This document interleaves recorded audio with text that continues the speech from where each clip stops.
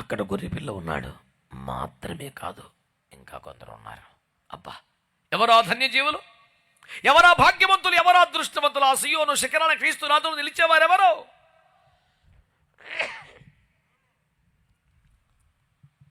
అనే ఆసక్తి కలిగించిన అంశాన్ని మనము చూస్తే,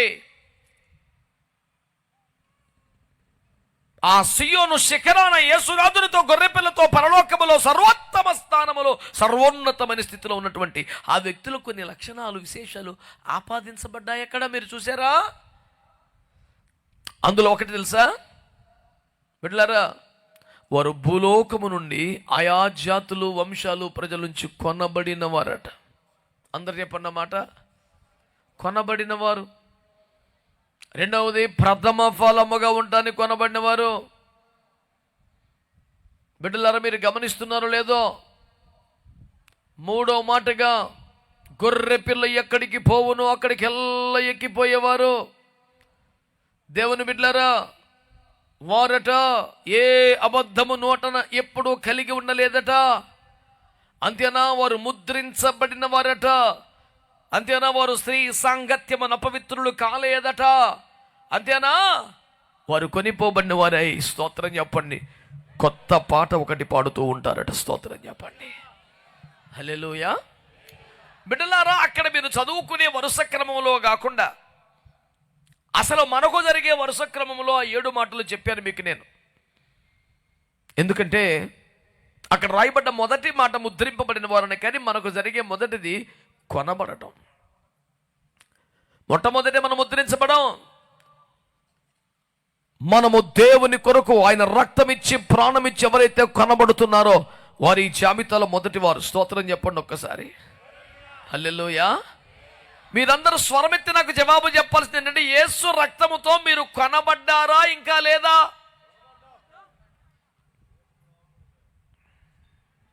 అమ్మా, మీకు వినపడిందా? 10 మంది చెప్పారు రిప్లై. దాదాపు కొన్ని వందల మంది భక్తులు మౌనం పాటిస్తున్నారు. ఎందుకంటే మరి ఆ విధంగా ఇంకా ఎక్కడో ఉండిపోయింది అరువు బతుకు. యేసు రక్తమే జయం. విమోచించబడిన వారైతే, యేసు రక్తముతో కొనబడిన వారైతే, సంఖ్యలు తెంచబడిన వారైతే, క్రీస్తుకు సొత్తుగా మారిన వారైతే, అవును మేము ఇంకా పాప దాసులము కాదు, మేము సాతాను చేతి కింద లేము, ఫరోకు నేను ఇంకా దాసుడను అనే దమ్ముందా అంటే, మరి ఆ విధంగా ఆశాభావం కలిగి ఉన్నాం, కానీ ఇంకా బతికట్ట గడిచింది.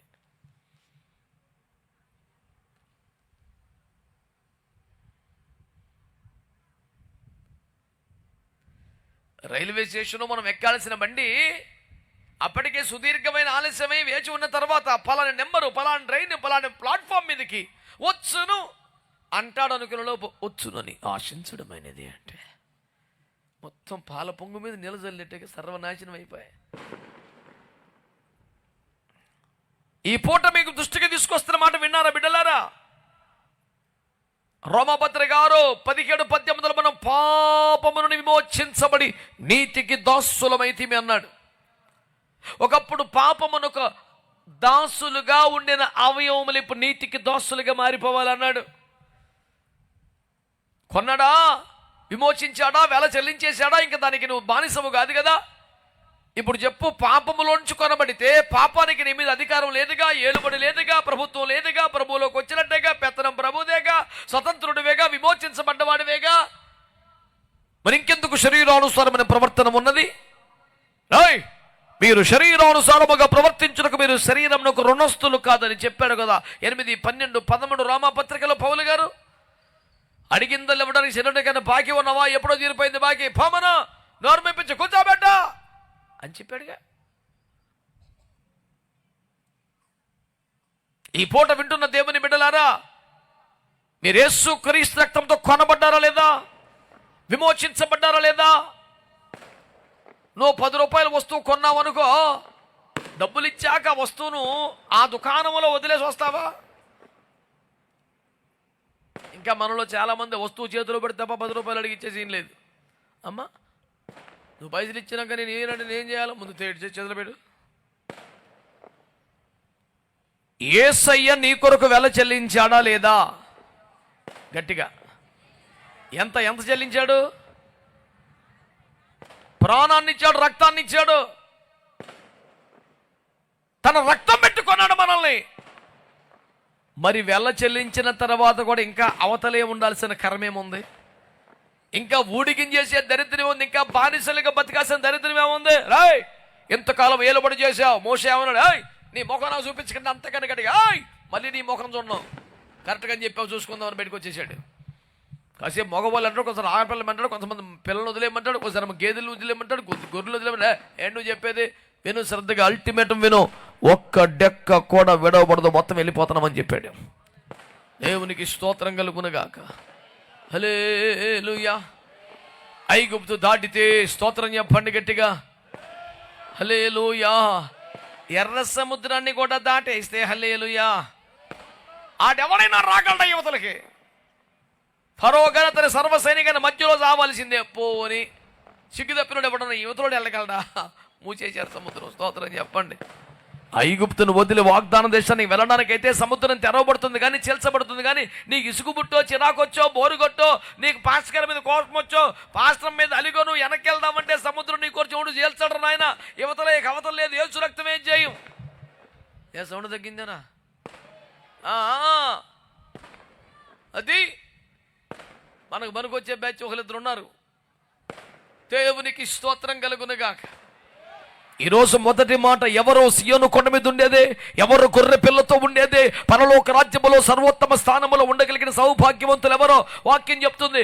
ఎవరైతే లోకములో నుండి, ఆయా భాషలు, ఆయా ప్రాంతములు, ఆయా తెగల నుండి యేసుక్రీస్తు రక్తమిచ్చి ప్రాణమిచ్చి ఎవరైతే కొన్నాడో, కొన్నబడిన వారంతా, యేసుకు సొత్తైన వారంతా, యేసుకు స్వాస్థ్యమైన వారంతా, తమ మూలాలు ఇంకా పాపంలో లేకుండా, లోకంలో లేకుండా, ఐగుప్తులో లేకుండా అన్ని ఓడబెరకు వచ్చిన వారు ఉన్నారో, కొనబడిన వారంతా అక్కడ ఉన్నారు. ఆమేనండి.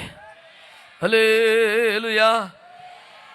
నువ్వు అమ్ముడైపోయిన తర్వాత ఇంకా అని బతిమాలే పని ఏముంది? ఏమండి సాతాను గారిని వెళ్ళిపోతానని వదిలేస్తారు. ఆడుదలేదండి. ఓనర్షిప్ యువతలు ఉంది, కొనేసారు. ఇక్కడ హక్కులాడి దగ్గర లేవు. He has no legal rights at all. ఎక్కువ తక్కువ మాట్లాడడానికి లేదు. కొలస్సీ పత్రికలో 2వ అధ్యాయంలో 15-16 యేసు ప్రభువు ఏం చెప్పారు తెలుసా? ఆయన సిలువ మీద కొనబడిన వారందరూ చేతులు తీసేకి స్తోత్రం చెప్పండి. మేము సాతాను చేతిలో లేమనే వారు స్తోత్రం చెప్పండి. వాడి బందీలము కాదన్న వారు స్తోత్రం చెప్పండి. విమోచించబడ్డామన్న వారు స్తోత్రం చెప్పండి. ఇప్పుడు పరిశుద్ధ జనము, దేవుని సొత్తైన ప్రజ అన్నవారు గట్టిగా స్తోత్రం చెప్పండి. హల్లెలూయా. కొనబడ్డారా లేదా? అలాగైతే రెండో మాట యాకోబు పత్రిక 1. ఉండరా, గ్యాప్ చూసి మొదలెట్టావు నువ్వు. యాకోబు పత్రిక 1వ అధ్యాయం ఉందంటారా మీ బైబిల్లో? ఓ నాయను, కొత్త కొత్త పుస్తకాలు తీసుకొస్తున్నారు మా ప్యానాలకు. అది అయ్యా 1:18.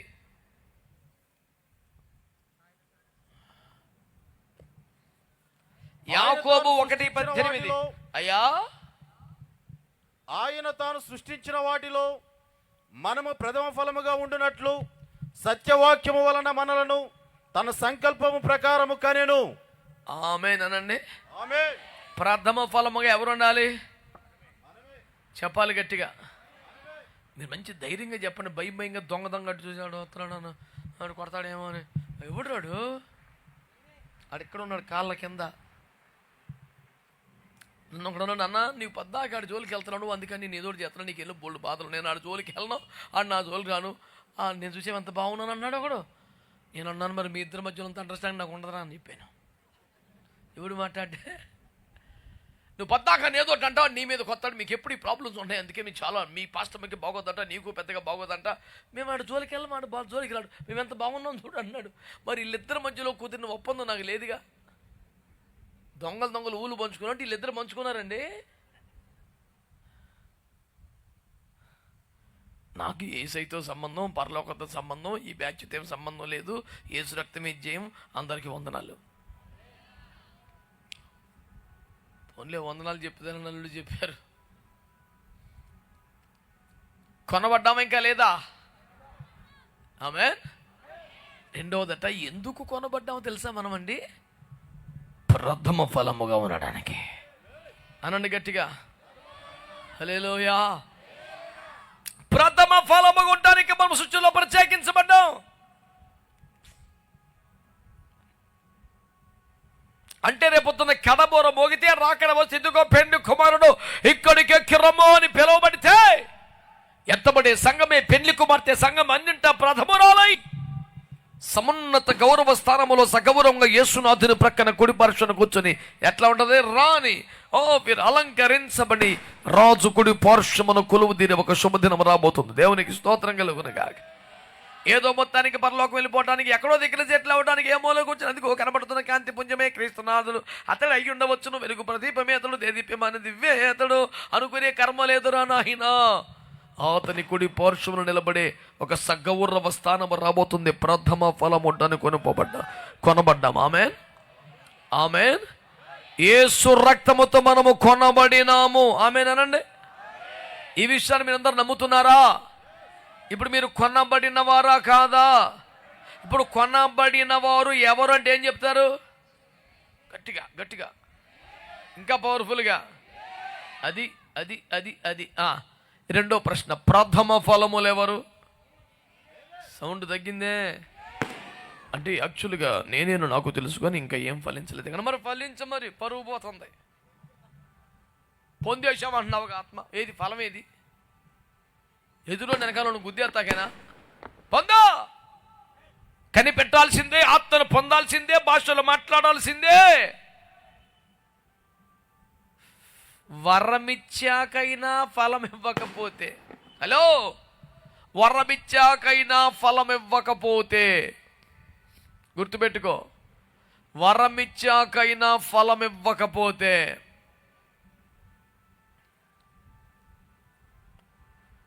ఏం చేస్తాడంట? నరకబడి అగ్నిలో వేయబడతావు. ఫలించాలి, ఫలించకపోతే ఇంకా ఆప్షన్ లేదు, నరకబడి అగ్నిలో వేయబడతావు అంతే. ఇదిగో ఈ పూట దేవుని వాక్యం నీతో మాట్లాడుతున్న సత్యం విను. ప్రభు తన మాటను బట్టి నీకు తెలియజేస్తుంది ఏంటంటే కొనబడిన వ్యక్తివి నీవే. రెండో, ప్రథమ ఫలముగా ఉండాల్సింది నీవే. బోర మోగితే ఎత్తబడేది నీవే. విమోచించబడిన వారే, భూలోకుడు కొనబడిన వారే, పెండ్లి కుమార్తె సంఘమే. ఆ ప్రథమ ఫలము స్థానం మనదే. కనుక ఇప్పుడు నా ప్రశ్నకి ఆన్సర్ చెప్పండి. కొనబడిన వారెవరు? కొంచెం గట్టిగా. ప్రథమ ఫలం ఎవరు? అది అది ఆ సౌండ్ అట్ట పెట్టుకో. ఏమాత్రం రాజీ పడబాకు, తగ్గబాకు. దేవునికి స్తోత్రం కలుగును గాక. అక్కడ రాయబడి లిస్టులో 3వ మాట చెప్తారు. ఎల్లో ఉన్న స్పెషాలిటీ, మేము విమోచించబడ్డాం, కొనబడ్డాం, బాగుపడ్డాం, హల్లెలూయా అనకుండా గొర్రె పిల్ల ఎక్కడికి పోవునో అక్కడికి ఎల్లా వెళ్తున్నారంట. అందరు చెప్పండి, ఎక్కడికి గొర్రె పిల్ల ఎక్కడికి పోవును అక్కడికి ఎల్లా వెళుతున్నారు. దేవుని బిడ్డలారా, ఈ క్వాలిటీ నాలో ఉందని చెప్పగలిగిన వారి మీలో ఎందరు? గొర్రె పిల్ల ఎక్కడికి పోవునో అక్కడికి వెళ్ళా.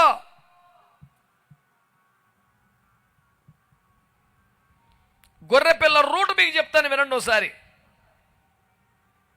ఆయన దేవునితో సమానునిగా ఉండే ఒక సౌభాగ్య స్థానంలో ఉండేవారట.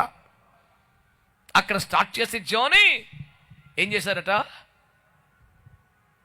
మనుష్యుని పోలికగా పుట్టారు. నెంబర్ 1 దాసునిగా, నెంబర్ 3 రిక్తునిగా, నెంబర్ 4 సిలువ మరణం పొందినంతగా, నెంబర్ 5 పాతాళలోకములోనికి మరణ వేదనలు భరించేవాడుగా. ఇంకా తగ్గటాకేముంది? దేవునితో సమానునిగా ఉండుట విడిచిపెట్టకూడని భాగ్యమని ఎంచుకోనలేదు కానీ మనుష్యుని పోలికగా పుట్టి దాసుని స్వరూపు ధరించుకుని రిక్తునిగా చేసుకుని శిలువ మరణం పొందునగా తగ్గించుకుని మరణములోనికి వెళ్ళిన మరణ వేదనలు భరించాడు. ఇంకా తగ్గడానికి పాతాళం దాకా దిగిపోయాడు రా బాబు. ఎక్కడి నుంచి? అత్యున్నత మహిమలో నుంచి. ఆయన రూట్ ఏంటి తెలుసా? తగ్గింపు. ఆయన రూట్ ఏంటి తెలుసా? వదులుకోవడం. ఆయన రూట్ ఏంటి తెలుసా? ఇచ్చేయడం. మన రూట్ ఏంటి తెలుసా? పొందేయడం. హల్లెలూయా. సాక్ష్యం చెప్పురా బాబు అంటే మొదలెట్టు. మరి ప్రభు కృపలో అండి, మేము ప్రభులోకి వచ్చినప్పుడు ఇప్పటిదాకా ఎన్నో పొందుకున్నామండి, ప్రభు మమ్మల్ని ఎంతగానో ఆశీర్వదించారండి, సూపర్ అండి. మరి ప్రభు కోసం ఏమైనా వదులుకున్నారండి? ఎందుకు వదులుకుంటామండి? వదులుకోవాల్సి వస్తే ప్రభునే వదిలేసుకుంటాం కానండి. మేమంతా పొందుకునే బ్యాచ్ అండి. ఆ భక్తులు ఆయన వేలం వేరంటే నాకు కొద్దిగా అన్నాడంటే ఏంటది తెలీదు. వేలం వేరంటే నాకు కొద్దిగా అంటున్నావు కదా, ఏంటది? ఏమో నాకేం తెలుసు. తినేదా, తాగేదా, రాసుకునేదా, పూసుకునేదా, వేసుకునేదా తెలియదు అడిగి చేయి చాపేశాడంటే ఏదన్నా ఆశ అంతే, పెడతానంటే ఆశ. పొందుకోవటం తప్ప భక్తుడు ఇంకేమీ తెలియదు. ప్రభు మమ్మల్ని ఎంతగానో దీవించారండి, మాకు అది ఇచ్చారండి, ఇది ఇచ్చారండి. సర్లేరా, నువ్వేమి ఇచ్చావు? ఏమీ లేదు నా ఏమీ లేదు. ఏమో నాలో లేదు, ఏమి లేదు. ఏమేమి వగలనే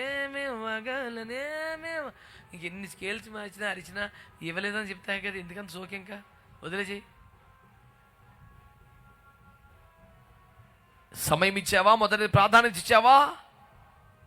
మహిమనిచ్చావా? మొదటి స్థానం ఇచ్చావు. ఏమిచ్చావు యేసయ్యకి? బిడ్డలారా, ఈ మాటలు మంచిగా వినండి. యేసయ్యా ఎవడోయ్? యేసయ్యా తండ్రి వద్ద నుండి వచ్చాడు. మళ్ళీ తండ్రి వద్దకు వెళ్తాక రూట్ ఏంటి తెలుసా?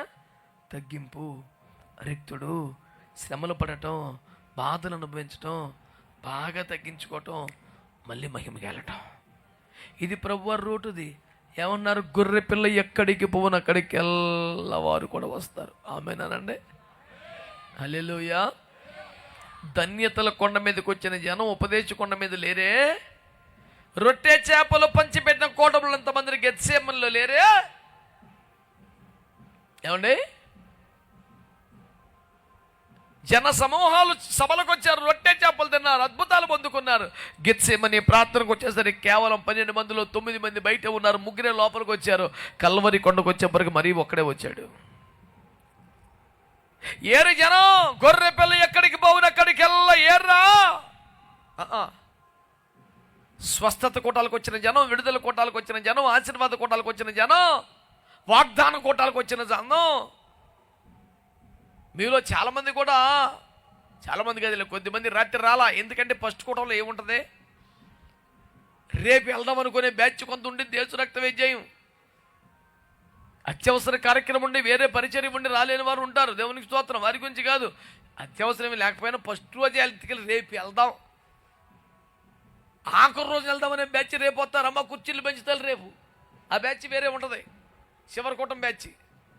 వాళ్ళ ఫీలింగ్ ఏంటంటే ప్రారంభ ప్రార్థన నుంచి ఎప్పుడు చివరి పాటకు వచ్చి ఆశీర్వాదంబుల్ మోమీదు, దానికి వాయిస్ మాడ్యులేషను, పనికి మళ్ళీ సోకు. ఇట్లాంటి ఒక సమాధులతో నా పక్కన నుంచున్నాడు. ఒకరు సమాధికి వెళ్తే ఆడు అంటాడు మంచి దర్జాగా, అప్పుడే పాన్ నవ్విలు ఊసాడాడు. ఊసి అంటాడు, నేను కూడా చర్యోల్దో నాకు ఆడి మీద డౌట్ వచ్చింది. అన్నా ఏంటి గ్యారెంటీ అనా అన్నా? గ్యారెంటీయే అన్నాను. అబ్బో అన్నా సూపర్ అన్న, నువ్వు నిజంగా. ఏంటి తమ్ముడు ఆశ్చర్యపోతున్నావా? నేను చెప్పింది అక్కడ కాదు ఇక్కడ అన్నాడు. అన్నా నాకు అర్థం కాలేదు చెప్పానంటే, నేను అక్కడ కాదు ఈ గోతులోకి నేను కూడా చేరతానని చెప్తున్నాను అన్నాడు.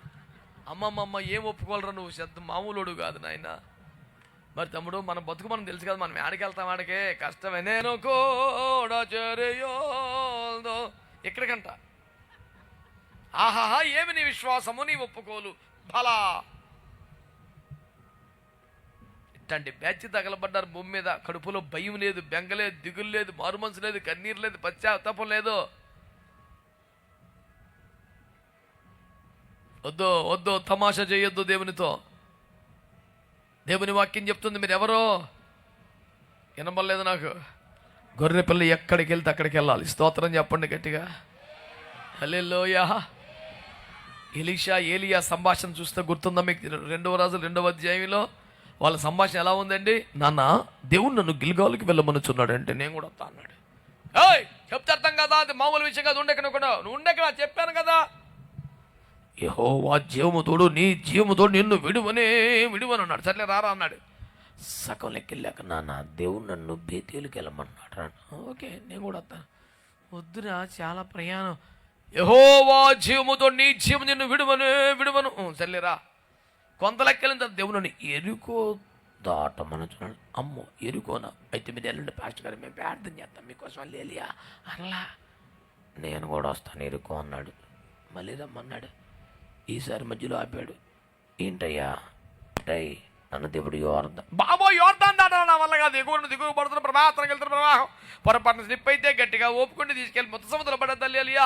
నేను రాను, నీకు స్తోత్రం ప్రభు, నీకు తోడేండుగాక, క్షేమంగా వెళ్ళిపో, వస్తే కలుద్దాం, లేకపోతే ఇంతే సంగతులు అన్ని నేర్చుకుంటాను చందా ఇచ్చేస్తాను అల్లియా అని దండం పెట్టాల్సిన ఉన్నాడు. అది యోర్దాన్ అయినా నేను విడువని వస్తాను నేను అన్నాడు. ఏం కావాలి నాన్న నీకు అంటే, నాకు 2 పాలు ఆత్మ కావాలన్నాడు. కొట్టో యేసు రక్తం ఇచ్చేయ. హల్లెలూయా. కేవలం ఏలియా భుజాల మీద నుండి మాత్రమే కాదు, అగ్నిలో నుండి ఆ దుప్పటి పడేలాగా దేవుడు ఏర్పాటు చేశాడా. దేవునికి స్తోత్రం చెప్పండి గట్టిగా. దేవుని అభిషేకము, దేవుని మహిమ ప్రభావము ఆకాశంలోని అగ్ని రథములు గుర్రంలోని ఒక దుప్పటి మీదే పడిపోయింది. 2 సేవ చేయగలిగాడు. ఎక్కడికి వెళ్తే అక్కడికి. యోర్దానంటే మరీ కష్టం అండి.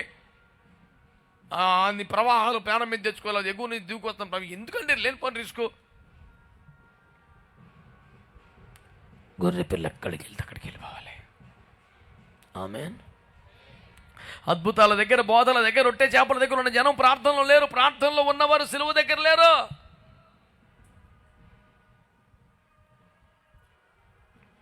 అన్ని అనుకూలంగా జరుగుతానేనా, మేలుళ్ళు జరిగితేనా?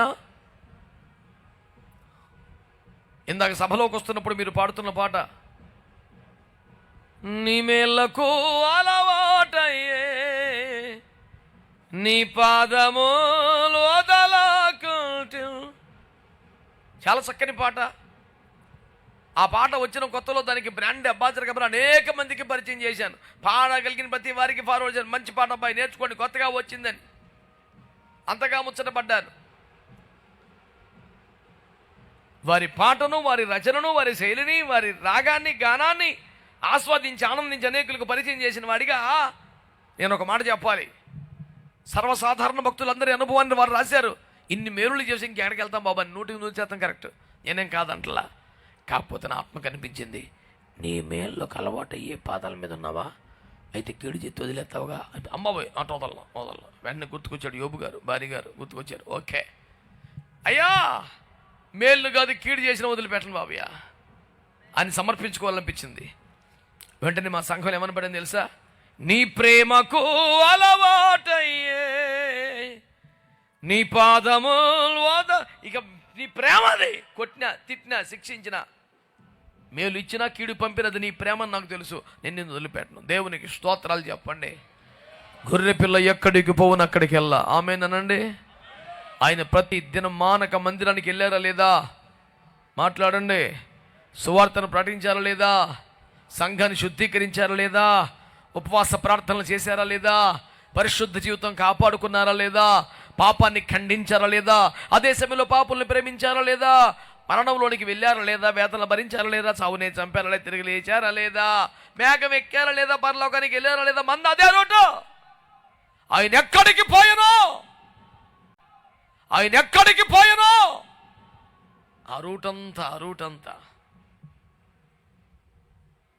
మారు మనసు, బాప్తిసం, ఆత్మ నింపుదల, వేరుబాటు జీవితం, అపోస్తుల బోధ, రొట్టె విచ్చడం, సహవాసం చేయడం, ప్రార్థన చేయడం, వైరాగ్యం, పరిపూర్తి. ఇన్ని మెట్లుంటే బాప్తిసంగా ఆగిపోయావుగా. మిగతా మెట్లే ఒకటి, నువ్వు కొనబడాలి, పూర్తిగా విమోచనలో ఇందులోకి వచ్చేయాలి. 2 ప్రథమ ఫలముగా నిలబడాలి. 3 గొర్రె పిల్ల ఎక్కడికి పోవునో అక్కడికి ఎలా వచ్చేయాలి. స్తోత్రం చెప్పండి గట్టిగా. హల్లెలూయా. 4వ మాట చెప్తున్నాను, వీరి నోట ఏ అబద్ధము కనపడలేదు, ఏ కపటము లేదు. అందరు చెప్పండి, అబద్ధాలు ఆడొచ్చా మనం? కొంచెం గట్టిగా. ఎందుకంటే చాలామంది మనమేమి సియోను శిఖరాన ఆ శ్రేష్టమైనటువంటి ఆ ఉన్నతమైన సీయంలో మనకంత రేంజ్ లేదు, మనం ఎలాగో లోకలే కాబట్టి అబద్ధాలు ఆడొచ్చు. అమ్మమ్మమ్మమ్మమ్మ అటుందా? పర్లేదా? ప్రకటన గ్రంథం 21:8 నుంచి రాయబడిన నరకానికి వెళ్ళే లిస్టులో ఫస్ట్ పేరు పిరికోడైతే రెండో పేరు అబద్ధికుడే. నరకానికి వెళ్ళేవారు లిస్టు రాశాడు ప్రకటన 21:8. ఏంటా లిస్టు తెలుసా? మొదటోడి పేరు పిరికోడు, రెండోడు అబద్ధికుడే. ఎవడైనా అబద్ధాలు ఆడితే వాడు అగ్ని గుండములో మండు గుండములో వేయబడతాడు. అదే రెండవ మరణం, అదే నరకం.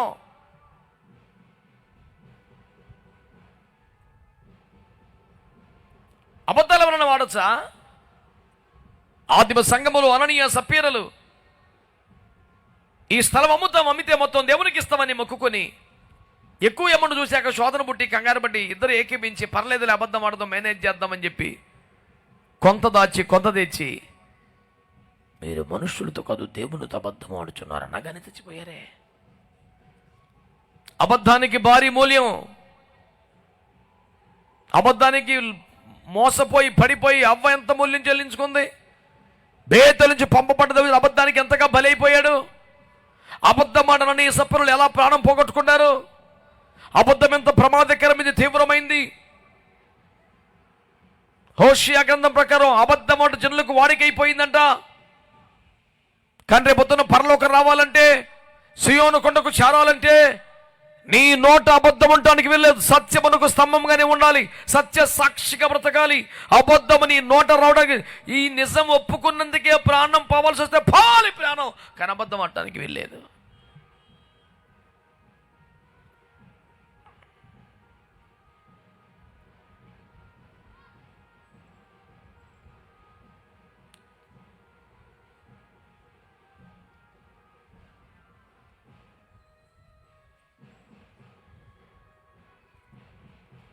దేవుని వాక్యంలో స్పష్టంగా రాయబడింది.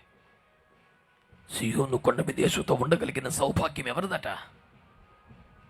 కొనబడిన వారు, ప్రథమ ఫలములుగా బతుకుతున్న వారు, గొర్రె పిల్ల ఎక్కడికి పోవునో అక్కడికి ఎల్ల ప్రభుని వెంబడించగలిగిన వారు, ఏ అబద్ధము నోట కనబడకున్న సత్యమునకు స్తంభములుగా సత్యవర్తనులుగా బతుకుతున్నవారు. మరొక మాట మీకు జ్ఞాపకం చేయాలి. అదేమిటి తెలిసిన? ముద్రించబడిన వారు. 5వ మాట ఏంటి చెప్పాను? ముద్రించబడిన వారు. ఆమె నన్ను గట్టిగా. ఎవరు వాళ్ళు? ముద్రించబడిన వారు. దేవునికి స్తోత్రం కలుగునగాక. ప్రకటన 7వ అధ్యాయంలో కానీ, ప్రకటన 14వ అధ్యాయంలో కానీ, ప్రకటన 9వ అధ్యాయంలో కానీ దేవుని కొరకు ముద్రించబడిన వారే అని ప్రత్యేకమైన జాబితా రాశాడు. ఎవరు ముద్రింపబడిన వారు? ఎవరు ముద్రింపబడిన వారు? 2 కేటగిరీలు ఈ పూట మీకు జ్ఞాపకం చేస్తాను. చదివేంత పని లేదు కానీ ఎఫెసీ పత్రిక 1:13 ప్రకారం మీరందరూ ఆత్మచేత ముద్రించబడ్డారు. ఎఫెసీ 1:13. ఎవరు ముద్రించబడ్డవారు? పరిశుద్ధాత్మ చేత నింపబడిన వారు. వారు దేవుని ఆత్మ చేత ముద్రింపబడుతున్నారు. గట్టిగా ఆమేన్ అని చెప్పండి గట్టిగా.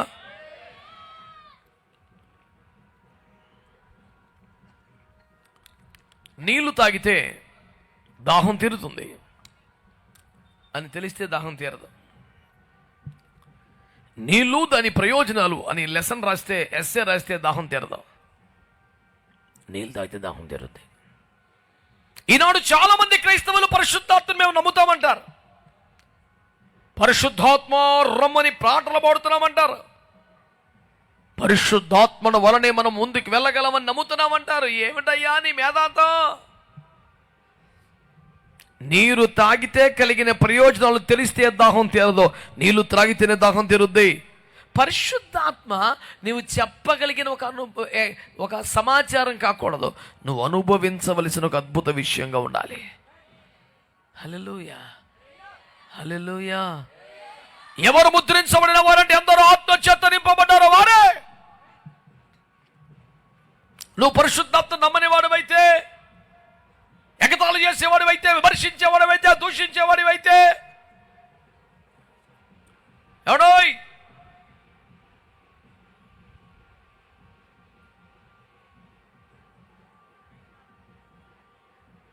పరిశుద్ధాత్మను నమ్మినా కనిపెట్టని వాడివైతే, కనిపెట్టి ప్రార్థన చేయని వాడివైతే, ఆల్రెడీ నాలో ఉన్నాడు నమ్ముచున్నానని బీరాలు పలికేవాడివైతే నీకు ఆ ముద్ర లేదు, ముద్ర లేదు. అందరూ ఆత్మచేత నింపబడిన వారై ఆ ఆత్మ వారికి వాక్శక్తిని అనుగ్రహించుకుని భాషలు మాట్లాడుతూ ఆత్మచేత ముద్రించబడిన వారిగా మారిపోవాలి. దేవునికి స్తోత్రం కలుగునుగాక.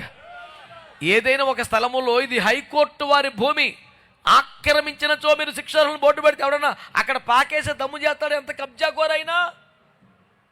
పోయి హైకోర్టు భూములు ఎందుకు రా, లేని పొందుతాకనే పొద్దున దూరంగా ఉంటాడు ఎవడైనా. ఇది మిలిటరీ వారి భూమి, అతిక్రమించిన శిక్ష. పోయి మిలిటరీ వాళ్ళు దౌడు పెట్టుకుంటాడు రా, వద్దురా బాబు అని అక్కడ కబ్జా పెట్టడో. అలాగ ఒక స్థలం మీద ఎవడి నీడ పడకుండా ఉండాలంటే ఇది ప్రభుత్వంది, ఇది సైనికులది, ఇది హైకోర్టుది అనే బోర్డు ఎంత పవర్ఫుల్. ఒక వ్యక్తి మీద ఇతడు పరలోకపు సొత్తు, ఇతడు దేవుని ఆస్తి అనే బోర్డు ఉంటే సాతానికి వాడి శక్తులకి ఎంత భయం అండి. ఆ బోర్డు ఏంటి తెలుసా? పరిశుద్ధాత్మ చేత ముద్రించబడుతున్నారు. గట్టిగా స్తోత్రం చెప్పండి. ఆత్మచేత ముద్రించబడిన వారై ఎవరు ముద్రించబడుతున్నారు? ఆత్మను పొందిన వారి. ఆత్మను నమ్మితే చాలదు, నోటితో ఒప్పుకుంటే చాలు. మీరు ఆత్మచేత నింపబడాలి. ముద్రింపబడిన వారే ఆ సియోను కొండ మీద ఉంటారని వాక్యం తెలియచేస్తుంది. అలాగే యెహెజ్కేలు గ్రంథము 9వ అధ్యాయం 4వ వచనములో, యెహెజ్కేలు గ్రంథము 9వ అధ్యాయం 4వ వచనములో ఏమన్నాడో తెలుసా? యెహోవా యెరూషలేమును ఆ పట్టణంలో ప్రవేశించి చుట్టూ తిరిగి దానిలో జరిగిన హేయ కృత్యములను గూర్చి మూలుగులిడుచు ప్రలాపించు వారి లాలాటములకై ఎందుకు అంత దీర్ఘాలన్నింటికి లలాటములపై గుర్తు వేయమని వారికి ఆజ్ఞాపించి. దేవునికి స్తోత్రం కలుగునుగాక. చూసారా? పట్టణములో జరుగుతున్న హేయ కృత్యములను బట్టి మూలుగులుడుచు ప్రలాపించుచున్న వారి లలాటముల మీద ముద్ర వేయమనకు దూతను పంపాడంట. చేతులెత్తి స్తోత్రం చెప్పండి అందరు గట్టిగా. అందరు హల్లెలూయా. ఒకటి, పరిశుద్ధాత్మ చేత నింపబడితే ముద్ర వేయబడ్డట్టు లెక్క. రెండవ మాట ఏం చెప్తుంది ఇక్కడ వాక్యం తెలుసా? పట్టణములో జరుగుతున్న హేయ కృత్యములు బట్టి రోజు రోజుకి పెరిగిపోతున్న వ్యభిచారము, చారత్వము, భయంకరమైనటువంటి రకరకాల పాపములు, వ్యసనములు, అశ్లీలత, అయ్యో మాదక ద్రవ్యాలు, ఎన్నో మత్తు పదార్థాలు, భయంకరమైన పాపాలు భూమి మీద జరుగుతున్నాయి. దోపిడీలు జరుగుతున్నాయి, దొంగతనం జరుగుతుంది, మానభంగాలు జరుగుతున్నాయి, బలాత్కారాలు జరుగుతున్నాయి, హత్యలు జరుగుతున్నాయి, అయ్యో మోసములు జరుగుతున్నాయి. పట్టణములో జరుగుతున్న హేయ కృత్యములు బట్టి ఎవరు చెప్పకపోయినా తనంతట తానే భారమును పొందుకొని తన గదిలోకి పోయి మోకాల మీద పడి, అయ్యా ఇంత ఘోరమైన ప్రమాదములో ఉన్న ప్రజలను కూడా కాపాడండి అయ్యా. సొదొమ నుంచి కూడా కొన్ని ఆత్మలు బయటకు తెచ్చావు, నినివే వారిని కూడా పూర్తిగా మార్చివేశావు. అయ్యో ఈ ప్రజలను మార్చండి ప్రభువా అంటూ పట్టణములో జరుగుతున్న హేయ కృత్యములను బట్టి మూలుగులుడుతూ ప్రలాపించి ప్రార్థనలు చేస్తున్న వారు ఎవరైనా ఉంటే వారి నొసట ముద్ర వేయమని దేవుడు మాట్లాడుతున్నాడా. నువ్వెంత మంచివాడని ఫీల్ అవుతున్నా, గొప్ప సేవకుడిని ఫీల్ అవుతున్నా, నశించిపోతున్న ఆత్మల కొరకు, పేట్రేకపోతున్న పాపాల కొరకు భారము కలిగిన వాడవై దేవుని సన్నిధిలో కన్నీరు గర్చి ప్రార్థన చేసే అనుభవం లేకపోతే, కన్నీటి ప్రార్థన అనుభవం నువ్వు లేకపోతే, ఆత్మల భారం లేకపోతే, రోదనాత్మ లేకపోతే, అంగలోర్పు విద్య తెలియకపోతే, రే ఈ మొదటి జామున లేచే అనుభవం లేకపోతే, నది ప్రవాహం వలె కన్నీరు కారణించే అనుభవం నీకు లేకపోతే, ఆ రోదన విద్య నీకు లేకపోతే, నీ నొసట ముద్ర లేదు. నువ్వెన్ని మాటలు చెప్పినా పరిశుద్ధాత్మ చేత నింపబడకపోతే ముద్ర లేదు. నువ్వెన్ని ప్రసంగాలు చేసిన కన్నీటి రోదన ఆత్మ లేకపోతే నీ మీద ముద్ర లేదు. ఎవడు పడతాడో చేయడు అక్కడికి. ఎవరో సియోను కొండ మీద ఉంటారు, ఎవరో గొర్రె పిల్ల పక్కన ఉంటారు రేపొద్దున్న. అది పరలోకంలోనే ప్రత్యేకమైన అత్యున్నత స్థానం అనుకున్నామే. రాజ్య ప్రవేశం అంత ఈజీ కాదా శిఖరానికి ఎక్కబాకటం అనుకున్నామే. మరి ఎవరున్నారు అక్కడని చూస్తే బైబిల్ వరుసగా మనకు చెప్పినది, ఎవరింకా సాతాను ఏలుబడిలో పాపపు ప్రభుత్వం కింద ధర్మశాస్త్ర కాడి కింద లేరో, ఎవరైతే యేసు రక్తంతో కొనబడ్డారో వాళ్ళందరూ అక్కడికి వస్తున్నారు. రెండవది ప్రథమ ఫలముగా బతుకుతున్నవారు. మూడవది గొర్రె పిల్ల ఎక్కడికి పోవును అక్కడికి వెళ్ళిపోయేవారు. స్తోత్రం చెప్పండి ఒక్కసారి. నాలుగవది ఏ అబద్ధము నోట లేకుండా సత్యవర్తనులుగా బతుకుచున్నవారు. 5వది దేవుని బిడ్డలారా, ఆత్మచేత ముద్రించబడ్డవారు. దేవుని వాక్యం మనకు తెలియచేస్తుంది. ఇక 6వ మాట ఇప్పుడు మనం చెప్పాలా? శ్రద్ధగా అందరూ వినండి. వారు స్త్రీ సాంగత్యమున అపవిత్రులు కానివారు అనండి. బైబిల్ గ్రంథములో ఎక్కువ మంది క్రైస్తవుల ప్రార్థన చేసుకున్న వచనం ఇది. చాలా శ్రద్ధగా ఈ మాటలు వినాలని అందరినీ కోరుతున్నాను.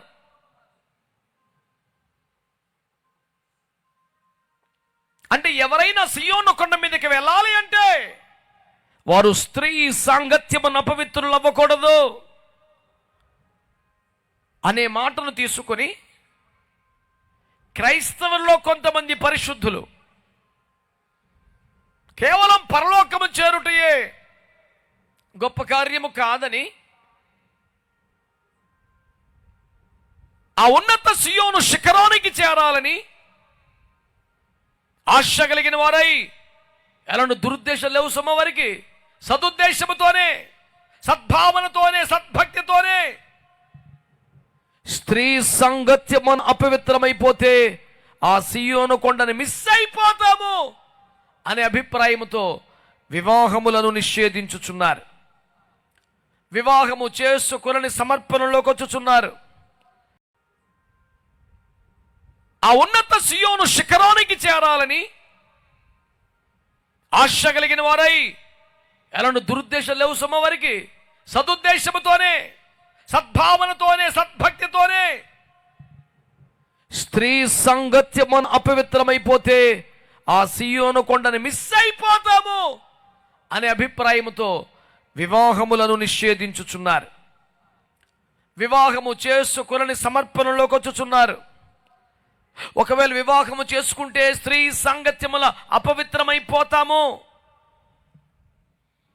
అలా అపవిత్రమైపోతే సియోను కొండ మిస్ అయిపోతాము, పరలోకం వెళ్తాం కానీ సియోను కొండకైతే చేరలేం.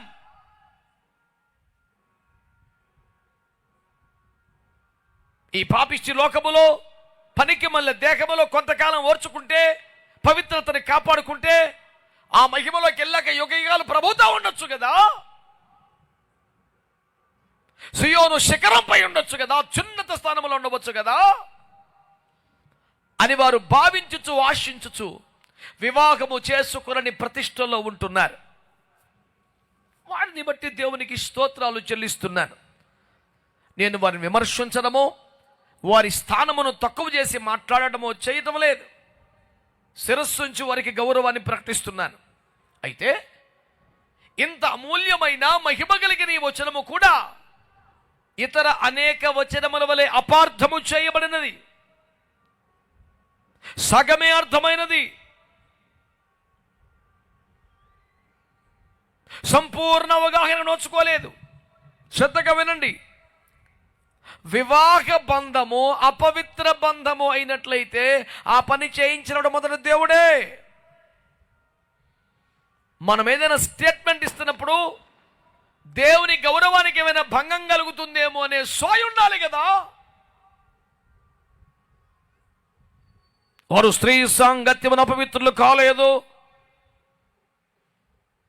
అనే మాటను బట్టి వివాహాలు చేసుకోకపోతేనే పవిత్రత ఉన్నట్టు వివాహం చేసుకుంటే స్త్రీ పురుషుల దాంపత్యం వలన పవిత్రతను కోల్పోయినట్టే అని చెబితే,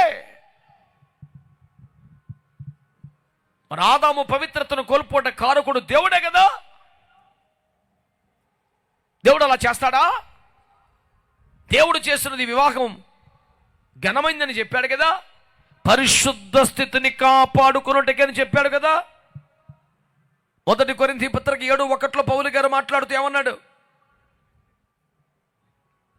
మీలో జారత్వము ప్రబలకుండా ప్రతివానికి సొంత భార్య ఉంటే మంచిది, సొంత భర్త ఉంటే మంచిది అన్నాడు. అంటే వివాహ వ్యవస్థ దేనికోసం? జారత్వము జరగకుండా, వ్యభిచారము ప్రబలకుండా, సామాజిక ఆరోగ్యం కోసం, మనిషి వ్యక్తిగత పరిశుద్ధతను కాపాడుకొనుట కొరకే ఏర్పరచబడిన వ్యవస్థది. You cannot simply make a comment on that. without having a proper understanding about the word of God, without receiving a proper teaching from the person who is blessed to divide the word in the right way,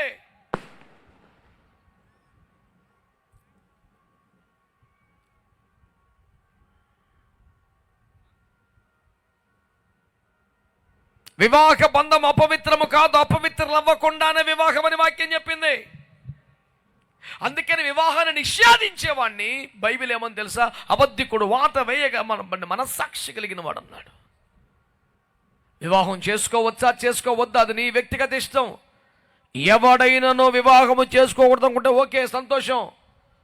నీళ్ళు పోకనగలను అనుకుంటే చేసుకోపోతే బెటరే. నేను పరిశుద్ధతను కాపాడుకోగలను, పరిశుద్ధంగా ఉండగలను, ఏమాత్రం అపవిత్రపరచబడను, బలహీనపడను, తలంపుల్లో కూడా బలహీనమవను అని తన పరిశుద్ధతను, వైరాగ్యమును, ప్రతిష్టను నిలుపు కొనగలిగితే వివాహం చేసుకోకపోతే బెటరే. అందుకని మత్తయిలో ప్రభు మాట్లాడుతూ, పరలోక రాజ్యము నిమిత్తం నపుంసకులుగా తమను తాము మార్చుకొనుచున్న వారు కలరు, అది ప్రత్యేక కృప ఉండాలి, ఎవరు పెడతానికి సాధ్యం కాదని ఆ ప్రతిష్టను ప్రభు ఎంతో గౌరవించాడు, ఘనపరిచాడు. మేము కూడా గౌరవిస్తున్నాం, ఘనపరుస్తున్నాం.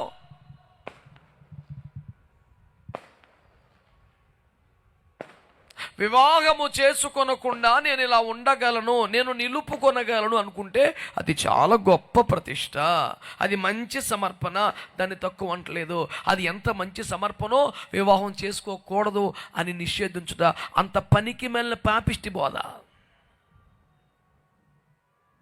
It can be your dedication but cannot be your teaching. You can dedicate your self but you cannot prohibit the marriage. వివాహము చేసుకొనకుండా నిన్ను ప్రతిష్ఠించుకోవచ్చు, కానీ వివాహం నిషేధించకూడదు, అది అపవిత్రతని భావించకూడదు, బోధించకూడదు. దేవుని వాక్యంలో మాటలు రాయబడ్డాయి. వివాహం అన్ని విషయములు ఘనమైనదిగా అనలేదు, ఘనమైనదిగా ఉండవలేను, సంఘాన్ని దాన్ని గౌరవించమని ఆజ్ఞాపించాడు దేవుడు. ఎవరో ఇద్దరు పెళ్లి చేసుకుంటే మేము దాన్ని కనపరచడం ఎందుకు మరి? It has become the command of God to the church to honor the marriage. ఘనమైనదిగా ఉండవలేను అంటే మ్యారేజ్ ఈజ్ అని కాదు, marriage should be. That is the proper interpretation for that. Marriage must be, marriage should be. అందుచేత సంగమ దేవుని ప్రజలారా, వివాహం అనేది పవిత్రమైనది, దేవుని రాజ్య నిర్మాతలను అందించే, పరిశుద్ధులను ఉద్భవింపజేసే ఆరోగ్యకరమైన వ్యవస్థ అది. వ్యక్తిగత పరిశుద్ధతను కాపాడుకోవడానికి, పరిశుద్ధులను సమాజానికి అందించడానికి, సమాజంలో పాపం ప్రగలకుండా ఆపడానికి ఏర్పరచబడ్డ పరిశుద్ధ వ్యాసంగం వివాహం. భార్యాభర్తల మధ్య ఉన్న దాంపత్య బంధమంతయు పవిత్రము, దానికి వెలుపట క్రియలు కాదు, చూపులు, ఆలోచనలు కూడా పాపం అని వాక్యం చెబుతోంది. ఈ సన్నటి గీత నీకు అర్థమైతే మాటలు, లేకపోతే వదిలే. ఒకడంట మధ్య చిరుగుతున్నాడు కొండలో, ఎంత బాగా చిలిగితే అంత వెన్నొచ్చేతను తెగ చిలికెత్తే కొండ పగిలిపోయిందంట. మజ్జిగా పోయింది, వెన్న పోయింది, రాని చిలుకుడు మండిపోను. నూనె తగ్గితే కూరలు గడ్డిలాగా ఉంటాయని తెగబోసేస్తే కడుపులు తిప్పిసేస్తావు. ఎంత పోసేస్తే అంత టేస్ట్ రాదు. పద్ధతి, కొలత, విధానం నీకు అర్థమైతే సన్నటి విభజన రేఖ. వివాహము చేసుకోనకుండా నిలుపుకొనగలిగిన నిగ్రహం శక్తితో ప్రతిష్ఠించుకునుట శ్రేష్టమైనది, వివాహం నిషేధించుట పాపిష్టిది. ఈ రెండింటికి తేడా నీకు అర్థం అవ్వాలి. That is why I'm telling you again and again, you can dedicate to live without marriage, but you cannot prohibit the marriage and its system. It is the first most institution by God himself. God has ordained that. కంగారు పడేదోటి మాట్లాడట్లేదు నీకు. అయితే మరి ఇంతకీ ఇప్పుడు మరి వివాహం చేసుకుంటా మరి ఆ మొక్కే చెప్పేది ఇప్పటి నుంచి, ఇందాక నుంచి, అది అపవిత్రం కాదు, పవిత్రతను కాపాడుకోవడానికి ఏర్పాటు చేసిన వ్యవస్థ. తెలిస్తే మాట్లాడేది వదిలే. మరి యాక్చువల్గా అక్కడ ఉంది కదా, వారు స్త్రీ సాంగత్యములు అపవిత్రులు కాదు. ఒరే తెలియపోతే మాట్లాడపకని చెప్తున్నాను కదా. మీకు సింపుల్ అది చెప్తాను. వివాహము చేసుకొనకుండా నిలుపుకొనగలిగిన సమర్పణలో ప్రతిష్టలో బ్రతుకుతున్న వారిలో పురుషులే ఉన్నారా, స్త్రీలు కూడా ఉన్నారా? లక్షల మంది స్త్రీలు కూడా ఉన్నారు. మనది శరీర సంబంధంగా అక్షరార్థంగా ఉండే స్త్రీ అయితే స్త్రీ సాంగత్యమున అపవిత్రులు గారు అంటారు ఏంటి? మన బుర్ర పని చేస్తుందా? వారెవరునగా స్త్రీ సాంగత్యమున అపవిత్రులు కాని వారు అనే మాట అక్షరార్థంగా తీసుకుంటే అది కేవలం పురుషులనే కదా అర్థం. అంటే సియోను కొన్న పురుషులు మాత్రమే ఉంటారనా? నోరు మాట్లాడుతున్న అసలెక్కదు. రెండు చూసుకోవద్దు, అద్దం ముందు కూర్చొని కంగారుగా మాట్లాడేస్తాం కాదు. 100 ప్రశ్నలు వేసుకోవాలి, ఆన్సర్లు తెచ్చుకోవాలి, అప్పుడు మాట్లాడాలి. పోలో మన రోడ్డు ఎక్కి మై కట్టుకొని. సియోను కొండ మీద పురుషులే ఉంటారా, స్త్రీలు ఉండరా? క్రీస్తు స్త్రీ అని పురుషులని వ్యత్యాసం లేదా? వాక్యం ఏమైపోయింది మరి? అంటే మీకు అర్థమవుతుంది అంటే ఇక్కడ పురుషుని స్త్రీని కూడా కామన్గా అపవిత్రపరచగలిగిన ఓ స్త్రీ ఉంది ఇక్కడ. అది ఆధ్యాత్మిక భాష, ఉపమాన అలంకార భాష. స్త్రీ అంటే శరీర సంబంధం స్త్రీ కాదని నాయన ఒక అర్థం చేసుకో నువ్వు. ఒకవేళ స్త్రీ సాంగత్యమును అపవిత్రులు కానివారు అనే మాట అక్షరార్థంగా తీసుకుంటే సియోను కొండ మీద పురుషులు మాత్రమే ఉంటారని చెప్పాలి. అది కరెక్టా మరి? కొనబడిన వారు, ప్రథమ ఫలంగా ఉండేవారు, అబద్ధం ఆడిన వీళ్ళందరూ పురుషులేనా? స్త్రీలు ఉండరా అందులో? యూనివర్సల్గా అందరికీ పులి వేసే బదులు ఆలోచించుకోవాలి కాసేపు. పోని స్త్రీ సాంగత్యం అపవిత్రులు కానీ వివాహము చేసుకొనని ప్రతిష్టలో నిలబడిన కొద్ది మంది అక్కడ ఉంటే వాళ్ళ మటుకే అబద్ధాలు ఆడకూడదు. అయితే వాళ్ళ మటుకే ఊర్లెళ్ళిన చోటికి వెళ్ళాలి. వాళ్ళ మటుకే మరి కొత్త పాట పాడాలి. వాళ్ళు మాత్రమే గొర్రె పిల్ల వెళ్ళిన చోట్లకి వెళ్ళాలి. ప్రథమ ఫలంగా ఉండాలి. ఆత్మచేత ముద్రించబడాలి. లేదు నందరికి ఇది ఒక్కటే సపరేటు. గుర్తుపెట్టుకో, యేసు రక్తములో కొనబడిన వారంతా ప్రథమ ఫలంగా ఉండాల్సిందే. ప్రథమ ఫలము గుంట విమోచించబడ్డ వారంతా గొర్రె పిల్ల ఎక్కడికి వెళ్ళి అక్కడికి వెళ్ళాలి. అబద్ధం ఆడకూడదు. ముద్రించబడిన వారై ఉండాలి. సియోను కొండ మీద స్త్రీలు కూడా ఉంటారా? ఉంటారు అనేది జవాబు అయితే మరి స్త్రీలను అపవిత్రపరిచే ఆ స్త్రీ ఎవరు? అది చెప్పు. ఉండరు అయితే మరి సియోను ప్రతిష్టలో కొన్ని లక్షల మంది స్త్రీలు ఉన్నారు, ఎందుకు ఉంచావు? అది చెప్పు. ఇందు మూలముగా తేలుచున్న ఫలితార్థం ఏమనగా ఇక్కడ పురుషులను స్త్రీలను వ్యత్యాసం లేకుండా అందరినీ ఆధ్యాత్మికంగా అపవిత్రపరుస్తున్న ఒక వ్యవస్థ ఉన్నది.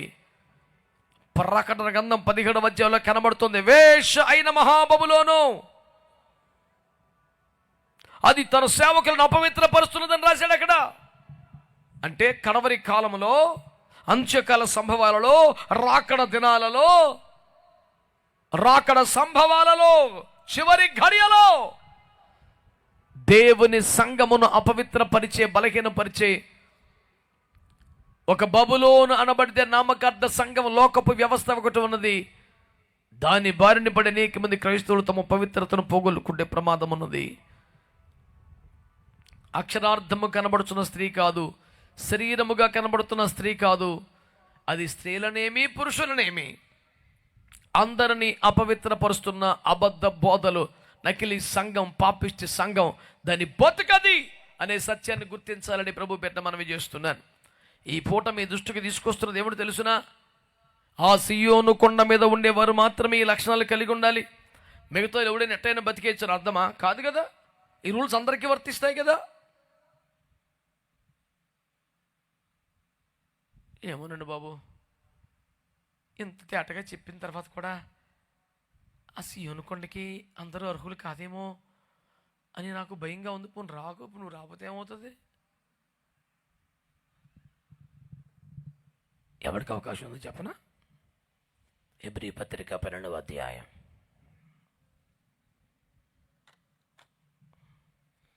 హెబ్రీ పత్రిక 12వ అధ్యాయం 22 మొదలుకొని చదవండి. ఇప్పుడైతే సియోనును కొండకును జీవము గల దేవుని పట్టణమునకు అనగా పరలోకపు వెర్షలేముకును వేవేల కొలది దేవదూతల యొద్దకును పరలోకమందు వ్రాయబడి ఉన్న జ్యేష్ఠుల సంఘముకును వారి మహోత్సవమునకును అందరి న్యాయాధిపతి అయిన దేవుని యొద్దకును సంపూర్ణ సిద్ధి పొందిన నీతిమంతుల ఆత్మ యొద్దకును క్రొత్త నిబంధన మధ్యవర్తి అయిన యేసునొద్దకును హేబేలు కంటే మరి శ్రేష్టముగా పలుకు ప్రోక్షణ రక్తమునకును మీరు వచ్చి ఉన్నారు. దేవునికి స్తోత్రం కలుగునుగాక. చాలా తక్కువ మంది చెప్పారా? భక్తులు అలసిపోయారా పాపం? ఏది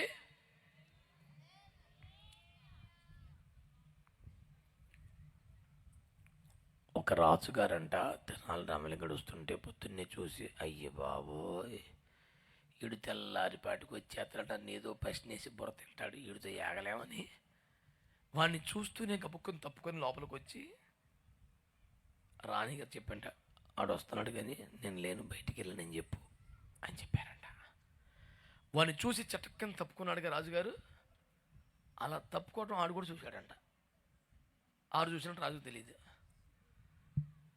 రాజుగారు చెప్పిన మాట ప్రకారం రాణిగారు రాగా, లేరయ్యా రాజుగారు బయటికి వెళ్ళారు అందట. వాడన్నాడంట, అయ్యయ్యో బయటికి వెళ్ళారా, ఇందాక తలకాయ కిటికీలో చూశానే, ఈసారి వెళ్ళేటప్పుడు కిటికీలో తలకాయ పెట్టకుండా కూడా పెట్టుకెళ్ళమని చెప్పండి అన్నాడంట.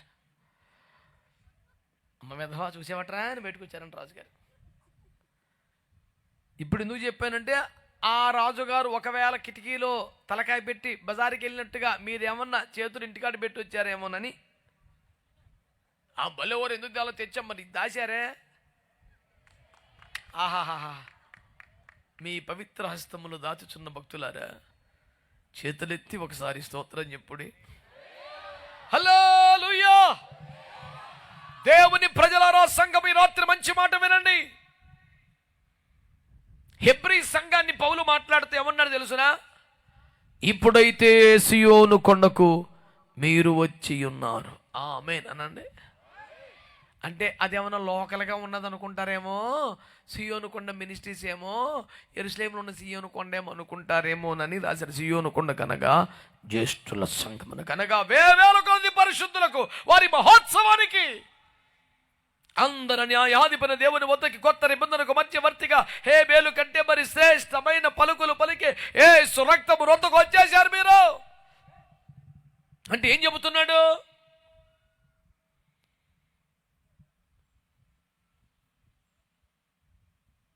శరీర సంబంధంగా భౌతికంగా వివాహము చేసుకుని ఆ కొద్ది మంది మాత్రమే చెబుతున్నాడా? ఎవరట వాళ్ళు? హెబ్రీ సంఘాన్ని పట్టుకొని ఇప్పుడైతే మీరు సియోను కొండకు వచ్చి ఉన్నారని చెప్పాడు. హెబ్రీ సంఘం పరంభవనమా, సూపరా, బేభత్సమా?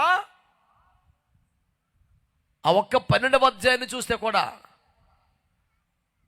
వాళ్ళు ఇంకా రకరకాల భారాలతో ఉన్నట్టు చెప్పాడు. 2 సులువుగా జట్టు పాపాలతో ఉన్నారని చెప్పాడు. 3 పాపముతో పోరాడినప్పుడు రక్తము కరుణంతకు ఎదిరించలేదని చెప్పాడు. 4 విసిగిపోతున్నారు, అలిసిపోతున్నారని చెప్పాడు. 5 శిక్షలో పాలు పొందట్లేదని చెప్పాడు. 6 పరిశుద్ధతను సంపూర్తి చేసుకోమని చెప్పాడు. 7 ఏషా వంటి భ్రష్టుడి కానీ అలాంటి లేకుండా చూసుకోమన్నాడు. నెక్స్ట్ 8 ఇదే, ఇలాగైతే మీరు సియోను కొండకు వచ్చేస్తారని చెప్పాడు. చప్పట్లు కొట్టి స్తోత్రం చెప్పండి గట్టిగా. ఇలాగ చెప్పుట వల్ల నేనేమి చెప్తున్నాను? సియోను కొండ మహిమను తగ్గించుచున్నానా? పెద్ద విశేషం ఏమి లేదని చెప్తున్నానా? లేదు. అలాంటి సర్వోత్తమ స్థాయి కూడా ఒక బలహీనుని పెంచడానికి దేవుని పరిశుద్ధాత్మ ఇష్టపడుతున్నాడు. చప్పట్లు కొట్టి దేవునికి స్తోత్రం చెప్పండి గట్టిగా దేవుని స్తుతించండి. సియోను కొండ అంత పెద్ద విశేషమే కాదు, మహిమేం కాదని చెప్పట్లా. చాలా విలువైనది, గొప్పది, మహిమకరది, అత్యున్నతమైనది, పరలోక రాజ్యానికి అతి సర్వోత్తమ స్థానం అది.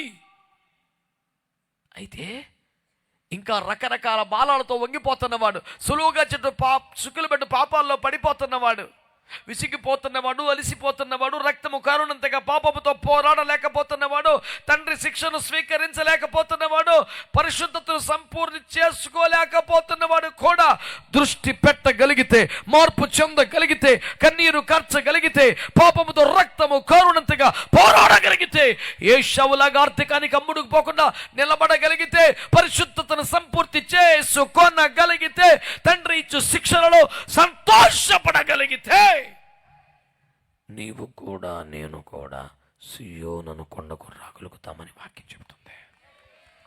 కొట్టా మంచిగా. నేను సియోను స్థాయి తగ్గించడం లేదు, అంత సర్వోత్తమ స్థాయికి ఒక సాధారణ వ్యక్తిని యేసయ్య తీసుకెళ్ళగలడు అని మాత్రమే చెబుతున్నాను. ఇది సియోను స్థాయిని తక్కువ చేయటం కాదు, యేసయ్య ప్రేమను గణపరచటం. దేవునికి స్తోత్రం కలుగునగాక.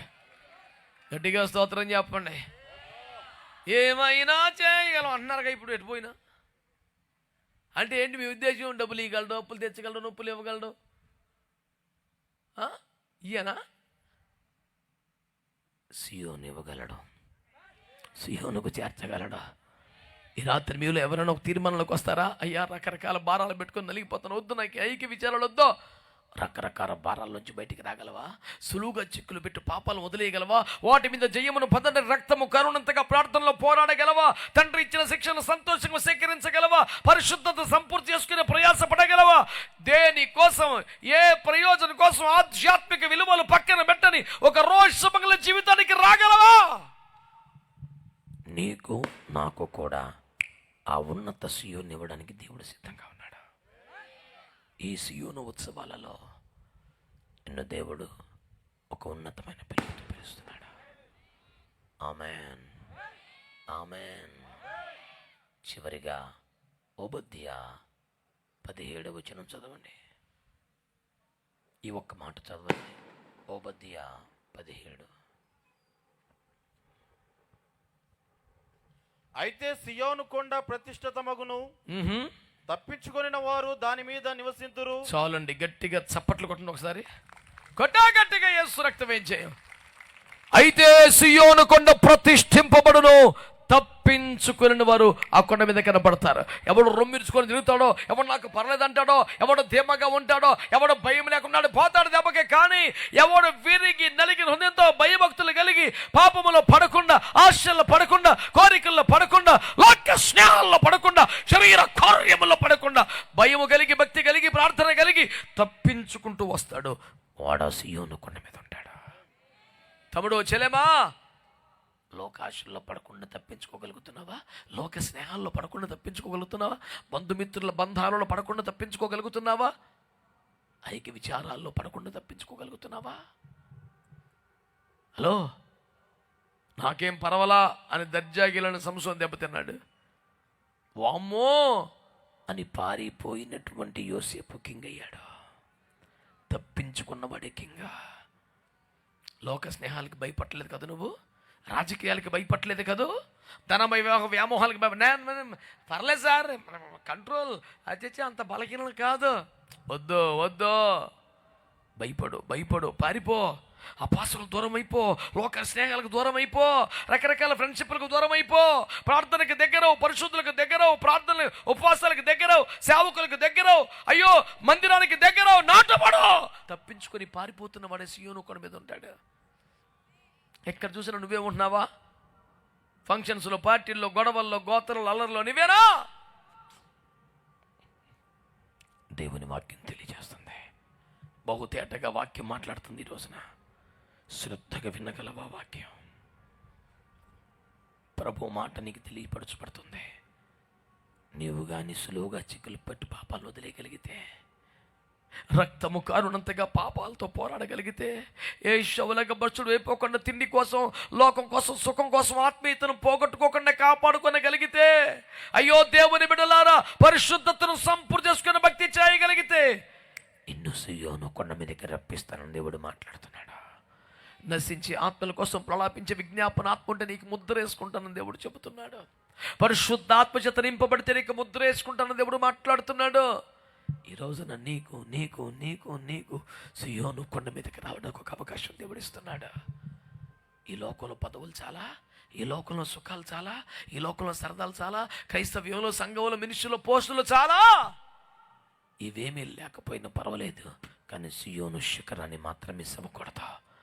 దానికోసం అబద్ధాలు మానేస్తావా? దానికోసం పరిశుద్ధతను సాధన చేస్తావా? దానికోసం నశించి ఆత్మల కోసం విజ్ఞాపనలు చేస్తావా? దానికోసం ఒక ప్రత్యేకించబడ్డ జీవితంలోకి వచ్చేస్తావా? గొర్రె పిల్ల ఎక్కడికి పోను అక్కడికి ఎక్కుతావా? ఈ అనుభవాలను సొంతమైతే ఎత్తబడతావు, సియోను కొండ మీదకి చేరతావు.